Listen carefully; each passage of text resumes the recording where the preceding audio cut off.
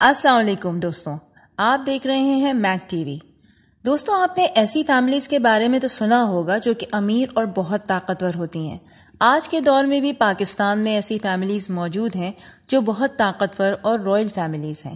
آج کی ویڈیو میں ہم آپ کو ایسی ہی 5 رائل فیملیز کے بارے میں بتانے جا رہے ہیں۔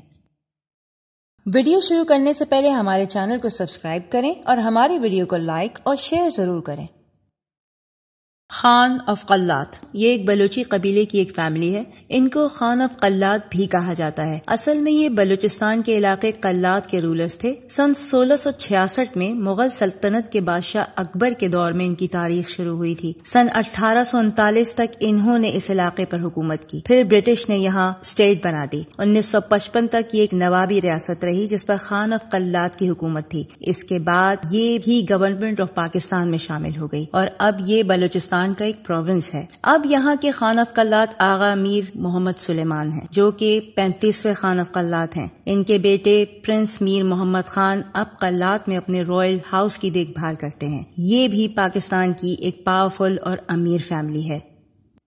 تالپور فیملی۔ تالپور فیملی ایک بلوچی فیملی ہے اور اس فیملی نے 1783 سے لے کر 1843 تک پورے سندھ میں حکومت کی۔ 1843 میں یہ فیملی برٹش سے میانی کی جنگ ہار گئی تھی۔ سن 1783 میں میر فاتح علی خان تالپور سندھ کے امیر بنے۔ یہ فیملی ٹری چلتا رہا۔ اس فیملی نے 1783 سے لے کر 1955 تک خیرپور ریاست پر حکومت کی اور اب یہ صوبہ سندھ کا ایک بڑا شہر ہے۔ خیرپور کے آخری رولر میر علی مراد خان تھے اور آج ان کے بیٹے میر مہدی رضا اسی فیملی کے ہیڈ ہیں۔ یہ بھی پاکستان کا شاہی خاندان ہے اور بڑی اہمیت کا حامل ہے۔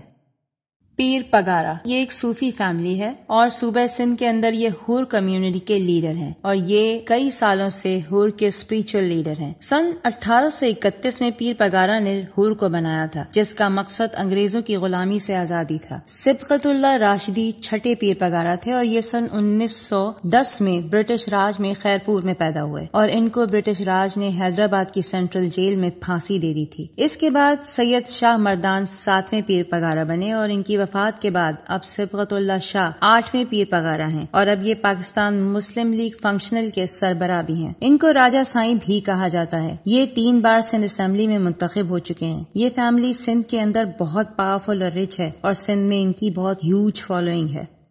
نواب آف بہاولپور، ان کی دولت کے چرچے تو دنیا میں ہر جگہ مشہور ہیں اور ان کو تو سب ہی جانتے ہیں۔ یہاں کے پہلے نواب محمد بہاول خان عباسی تھے۔ سن 1802 میں انہوں نے اس اسٹیٹ کو اسٹیبلش کیا تھا۔ یہ ایک نوابی ریاست تھی جو کہ 1802 سے 1955 تک قائم رہی۔ اب یہاں نوابی ریاست نہیں رہی اور یہ اب پاکستان کا 11واں سب سے بڑا شہر ہے۔ یہ فیملی آج بھی موجود ہے۔ آج فیملی کے ہیڈ نواب صلاح الدین عباسی ہیں جو کہ آخری رولر آف بہاولپور کے پوتے ہیں۔ یہ اس وقت پاکستان کے پارلیمنٹیرین بھی ہیں اور 5 بار نیشنل اسمبلی کے ممبر بھی منتخب ہو چکے ہیں۔ یہ بہاولپور عوامی پارٹی کے ہیڈ بھی ہیں جو کہ پی ٹی آئی کے ساتھ ہیں۔